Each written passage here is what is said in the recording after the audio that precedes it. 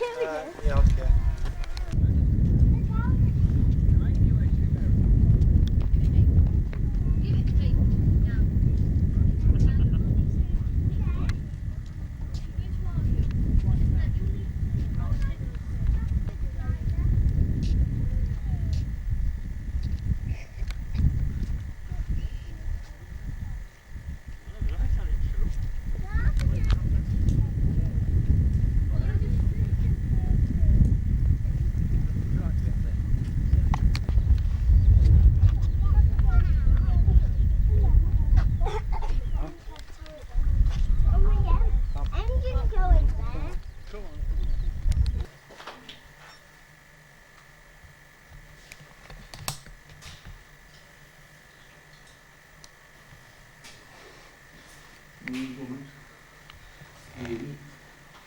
Amen.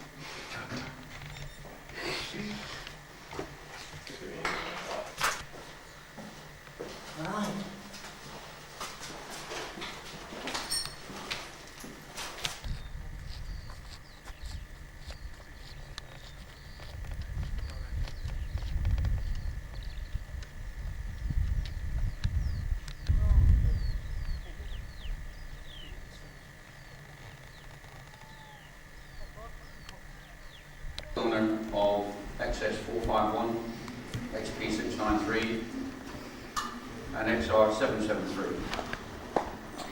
As you've heard, the latter two being two single-seat aircraft that were delivered to me by British Aerospace on the 23rd of December last year.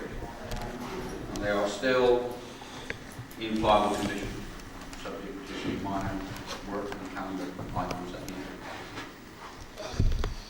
Quite rightly so, we have, Adrian has said, I received notification from the Civil Aviation Authority on Friday as to the outcome of the Regulation 6 review hearing that was held on Tuesday the 15th of June. If you read, you'll see copies of the letter at a later date, because all I've got at the moment is a fax copy of it, which isn't very good. The outcome of that is we now have a wide open door for negotiation. We have two stipulated requirements to meet. And they've never actually stipulated anything before on that. They actually say in the letter that they are more than happy with the expertise of the people involved in the project, more than happy in the way we have written an exposition so as it is covered correctly, operated properly. What they do want to see is British Aerospace approval of our document. Not an official approval, but a comment on this document would allow the aircraft to be operated safely. We have been in touch with Aerospace Friday afternoon, and there does not appear to be any major problems in that area.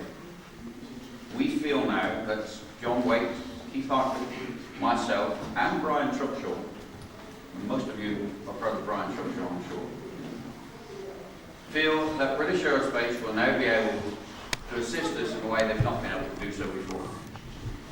We have letters from British Aerospace promising us design authority, design approval.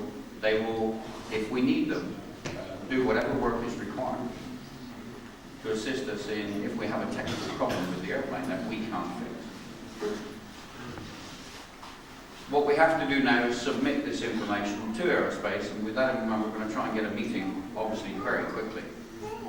Whereas we can then respond to the CAA's 2 points. This is really a big step forward, because in the past they've never actually said, we want you to do this. They've always said, the aircraft's too dangerous to fly because of fire-related accidents. The attitude of the Regulation 6 review hearing on the 15th of June, and the attitude of the members, senior members of the Civil Aviation Authority, who have been dead against it right from square one, their attitude has changed. It wasn't a battle in that particular boardroom at on that day.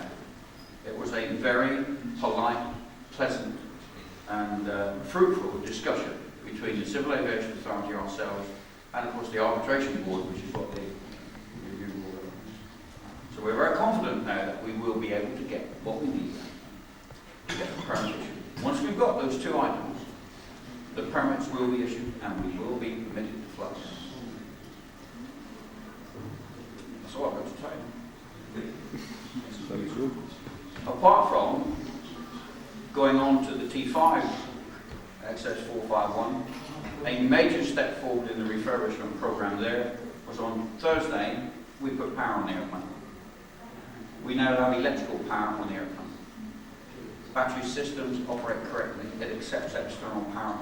The nav lights, anti-coal lights, all the electric trim systems, the cockpit light, the inverter, to name but a few. The systems are all working perfectly. That's been quite some job, I tell you, when you consider the way it was taken apart. That's all I've got to tell you, really. Good news, I feel.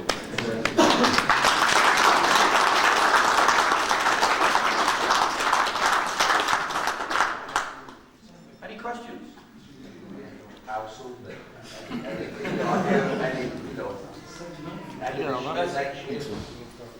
That's a very good question. Very difficult to answer in reality. But what you have to appreciate is British Aerospace at this moment are going through turmoil. It took me 6 months to get the letters they promised me at the beginning of the year. That's why he got lost last of all, one of the best ones as well. You can go control code.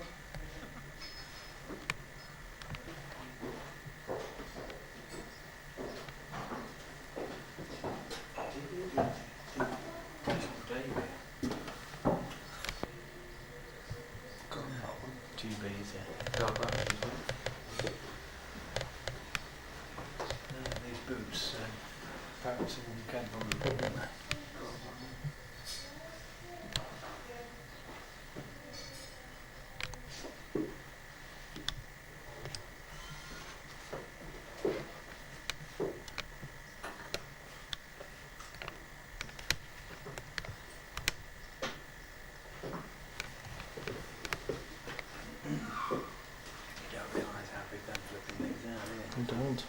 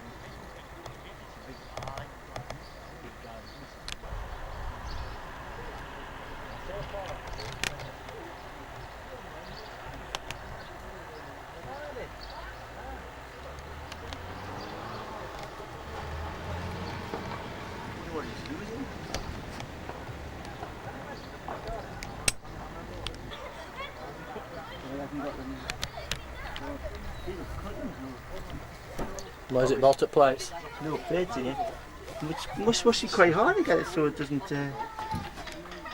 Just some jarring, isn't it? And there's one way for a certain day, never fly again. Not with those winds. Yeah, I think this one's had the life hammered out of it really when it was in service, didn't it? Got some stick. Yeah, though. Well, I haven't filmed them yet, so. So you just spray them straight onto the model and put the transfers on, then you bind. So if you put a matte paint on, you've got a gloss variation, or you markers, then you matte varnish. It's really make it's on its own. And also, they are the most accurate. I've never trusted on them. No, from a sample taken from the previous batch of paint, which drifts, has to. Instead of using shade codes or with extra colour, there's our mixed by computer and matched to shade codes. So it's always as accurate as you can get.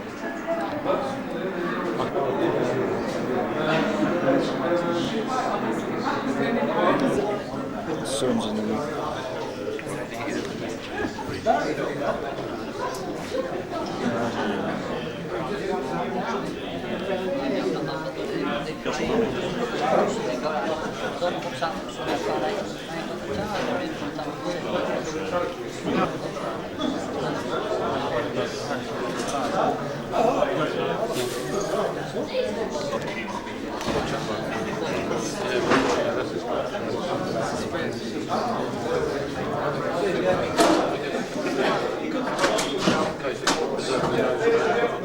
Just about to announce the model composition.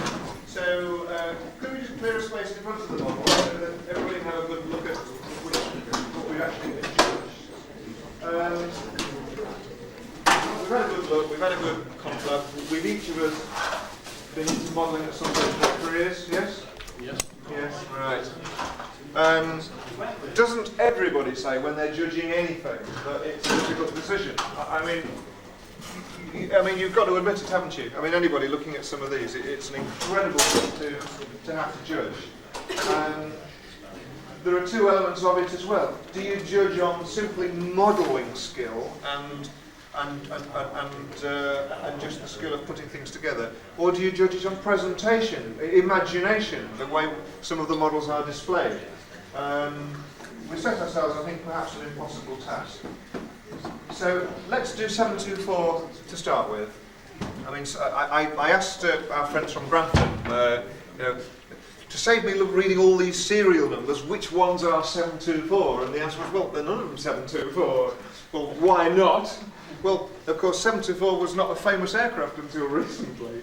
And of course, these models are going back some years in some cases, which was a fair point. So we don't actually have a 724 here. We have three models of 724, two are Echelon, and we have a 144 Revel. 144 Revel? 1100. So 100 Revel, yeah. Not a Revel though, is it? Oh, yeah. It is a Revel 100. Right, okay.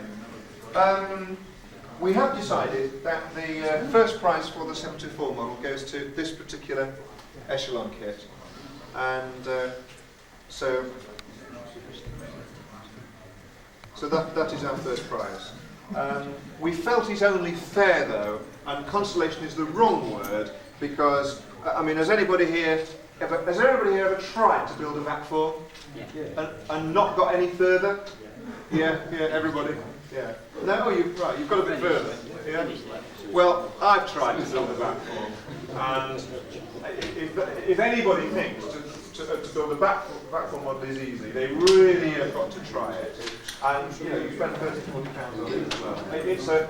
It's something that you should devote the rest of your life to, unless you are a skilled modeller. I mean, buy one, they're wonderful. Look at the detail, but the skill is tremendous. So we're also giving consolation, the wrong word, to the other model of 724, and also for the imagination of the hardened modeller, of course, throws a fit, doesn't he, about doing things like this. But I like a bit of imagination, so we're giving also a Constellation here. So can we, I don't know whose models they are, I think I know whose this one is. It's mine. It is yours, you built it. So we'll start with the 724 model here. Is this model with us at the moment? Yes. Right. May we give you our first prize of a print of the aircraft. We intend to have the print inscribed to the fact that you've won.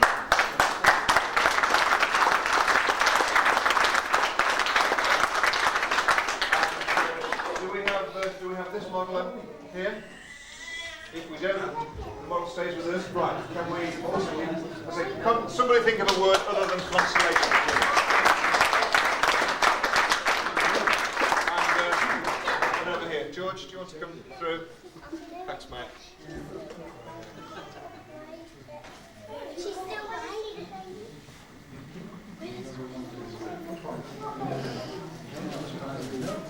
Sorry? There's a constellation for the 724. This will be the first one. There you go, mate. But we'll be suitably inscribed. Okay. So, those of you, can we have the things back?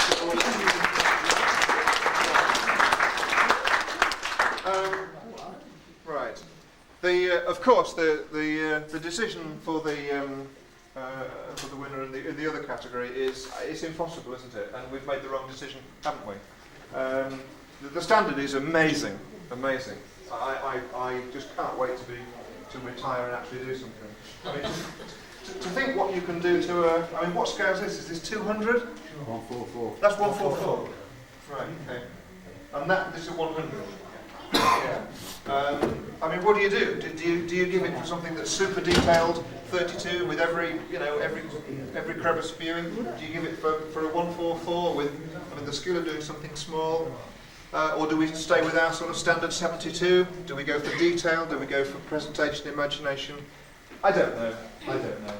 But the prize we've awarded is to the 72 model of 728 from the Grantham Group. And do we have that model here today? I think so. Have a look. So, the back, the end. Oh yeah. Yes. So a difficult decision and JS.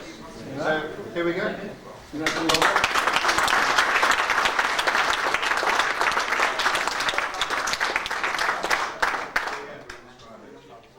I did see a 10th scale model disappearing into a car earlier today. I think he took one look at everything here and thought he hadn't got room, or he hadn't put enough detail. Is that gentleman here today? Is he here at the moment?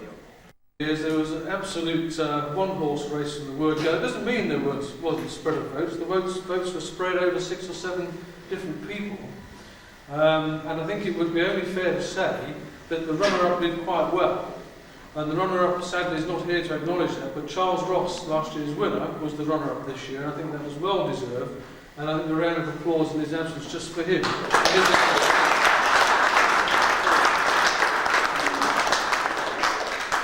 However, by a very wide margin, it gives me great pleasure and personal pleasure to present this year's Spirit of Preservation Trophy to Barry Pover.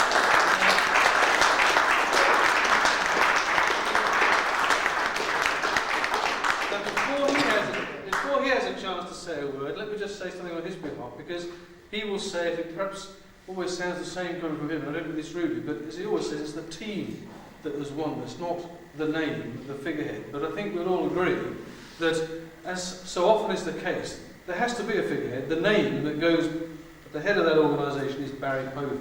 And so whatever praises and accolades he wishes to pass on down to his team, you have voted this man for his efforts in recovering the Wharton F6s to receive this award. It gives me very great pleasure, yes again,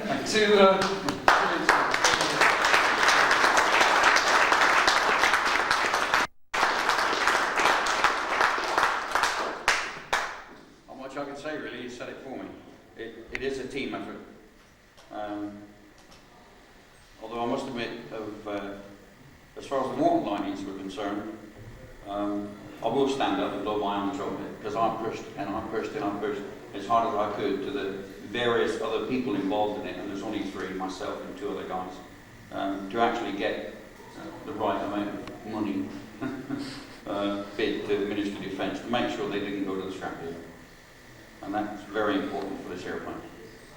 We will continue to keep those airplanes, no matter how long it takes, in a serviceable airworthy condition, so as they can fly in a moment's notice once we get the correct paperwork through.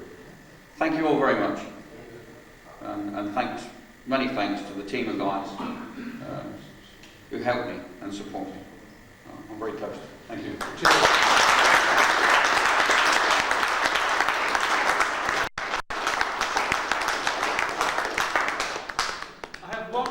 Notice to announce before saying goodbye and welcoming you all to next year's event, then what I do, and that is this, that the pub, the Market of Granby, is open to us only at 6 o'clock. Please go in via the back door to satisfy the licensing laws, alright?